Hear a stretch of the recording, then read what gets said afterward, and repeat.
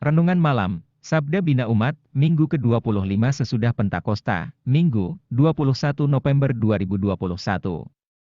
Dengan tema, Takjub oleh Ajaran Tuhan. Bacaan Alkitab, terambil dari, Kisah Para Rasul, pasal 13 ayat 4 sampai dengan ayat 12. Firman Tuhan dibacakan demikian. Oleh karena disuruh Roh Kudus, Barnabas dan Saulus berangkat ke Seleukia, dan dari situ mereka berlayar ke Siprus. Setiba di Salamis mereka memberitakan firman Allah di dalam rumah-rumah ibadat orang Yahudi. Dan Yohanes menyertai mereka sebagai pembantu mereka. Mereka mengelilingi seluruh pulau itu sampai ke Pafos. Di situ mereka bertemu dengan seorang Yahudi bernama Bar-Yesus. Ia seorang tukang sihir dan nabi palsu. Ia adalah kawan gubernur pulau itu, Sergius Paulus, yang adalah orang cerdas.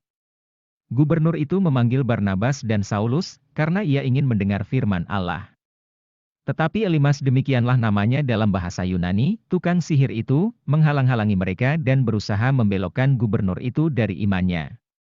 Tetapi Saulus, juga disebut Paulus, yang penuh dengan Roh Kudus, menatap dia, dan berkata, "Hai anak iblis, engkau penuh dengan rupa-rupa tipu muslihat dan kejahatan, engkau musuh segala kebenaran. Tidakkah engkau akan berhenti membelokkan jalan Tuhan yang lurus itu? Sekarang, lihatlah, tangan Tuhan datang menimpa engkau, dan engkau menjadi buta. Beberapa hari lamanya engkau tidak dapat melihat matahari." Dan seketika itu juga orang itu merasa diliputi kabut dan gelap. Dan sambil meraba-raba ia harus mencari orang untuk menuntun dia. Melihat apa yang telah terjadi itu, percayalah gubernur itu, ia takjub oleh ajaran Tuhan, demikianlah bacaan Alkitab.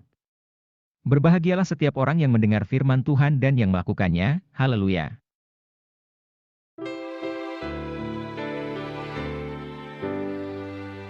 Haleluya, haleluya, haleluya.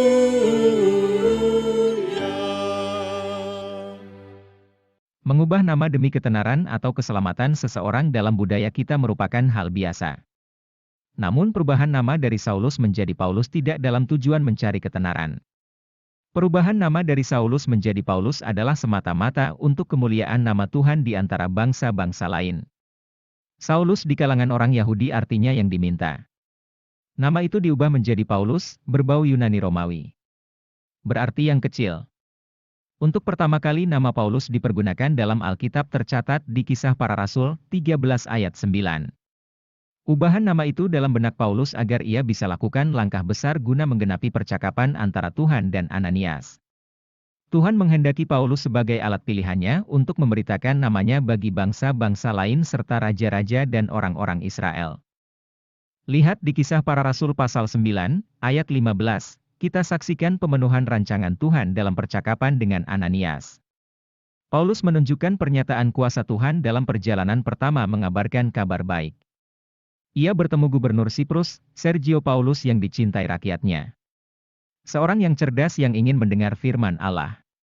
Di istana gubernur, Paulus, Barnabas bersama Yohanes yang disebut Markus, Kisah Para Rasul pasal 12, ayat 12, menyatakan kuasa Tuhan yang besar. Kuasanya yang membuat Sergio Paulus terheran-heran karena perbuatan ajaib dan takjub pada ajaran Tuhan yang dibawa oleh 3 kawan sekerja Allah. Sekarang dalam ruang dan waktu saat ini, setiap anak Tuhan yang berada di sekeliling para penguasa dan pejabat yang tinggi sampai yang rendah kedudukannya. Patutlah mengimani bahwa Allah pun sedang memakai saudara untuk menaklukkan rupa-rupa tipu muslihat dan kejahatan. Serta tetaplah bila diminta atau tidak diminta, nyatakan hikmat Allah yaitu firman-Nya bagi mereka yang berkuasa sehingga mereka takjub dan percaya Allah. Demikian Sabda Bina Umat, renungan malam hari ini, Tuhan memberkati.